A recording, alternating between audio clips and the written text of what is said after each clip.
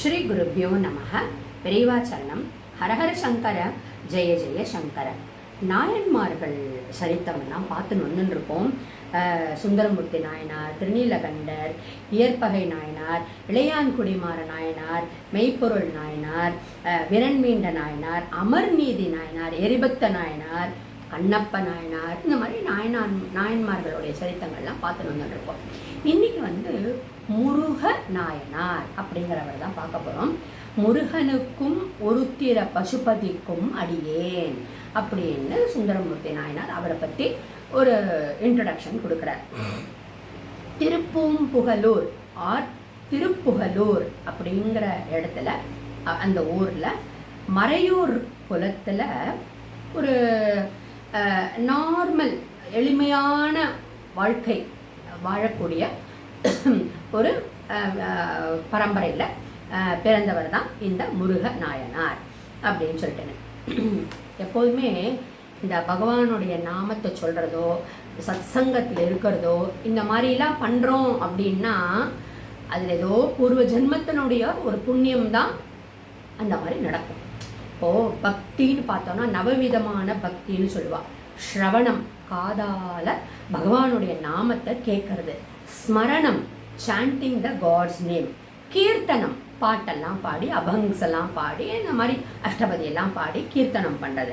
அர்ச்சனம், பூவாலையும் நீராலையும் அர்ச்சனம், அபிஷேகம் பண்ணுறது.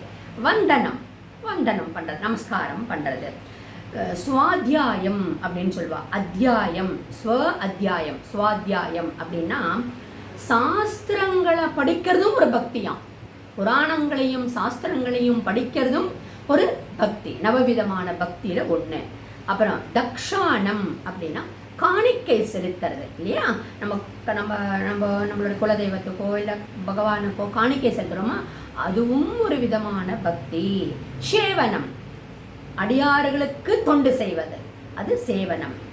ஆத்ம நிவேதனம், தன்னையே அர்ப்பணிக்கிறது, அதுவும் ஒரு விதமான பக்தி. இதை தவிர தாசியம்னு ஒரு விதமான, தாசியம்னா ஒரு சர்வன்ட் மாதிரி, பகவானுக்கு நான் ஒரு சேவகன் அப்படின்னு சொல்லிட்டேன். அப்புறம் சக்கியம், பகவான் என்னுடைய தோழன். ஆழ்வார்கள்லாம் பார்த்தேன்னா அப்படி ஒரு தோழன்.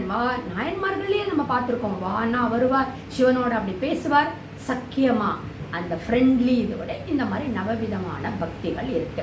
எதுக்கு இப்போ இதெல்லாம் சொல்லிட்டு வரோம் அப்படின்னா, இந்த அர்ச்சனம் அப்படிங்கிறது ஒரு சொன்னோம், அது ஒரு விதமான பக்தின்னு சொன்னோம் இல்லையா. அதாவது பூவும் நீரும் போட்டு பகவானுக்கு வழிபடுறது. அப்போது அதுவும் ஒரு சிரேஷ்டமான பக்தியில் சொல்லப்பட்டிருக்கு. புண்ணியம் செய்வோர்க்கு பூவுண்டு நீருண்டுன்னு சொல்லுவாள்.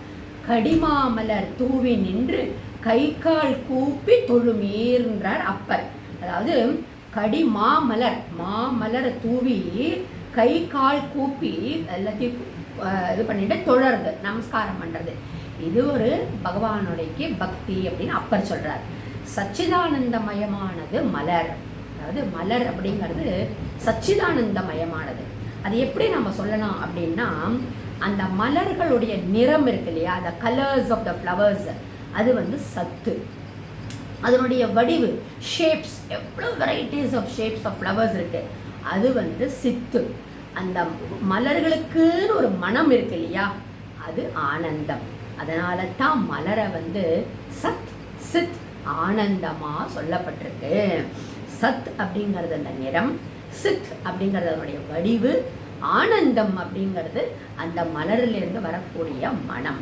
அதுதான் இந்த சத் சித் ஆனந்தமா சொல்லப்பட்டிருக்கு. பெரியோனோ பெரியேனை சிறியேனை ஆட்கொண்டு மெய்க்கழற் கீழ் விளையார்ந்த மலர் தூவேன் அப்படின்னு ஒரு ஸ்டேட்மெண்ட் இருக்கு.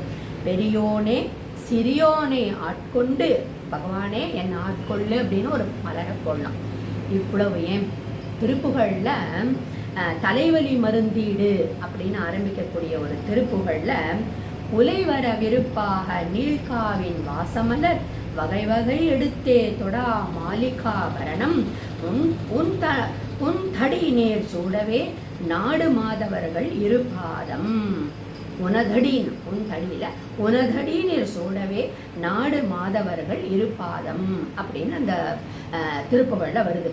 தலைவலி மருந்தீடு அப்படின்னு சொல்லிட்டு இதனுடைய அர்த்தம் என்ன, இது எப்படி இந்த முருகநாயனாருடைய சரித்திரத்தோட சேர்ந்து இருக்கு, எவ்வளோ ஒரு சிம்பிள் பக்தி பண்ணி அவர் நாயன்மானார் ஆனார் அப்படிங்கிறது நாளை தொடர நம்ம பார்க்கலாம்.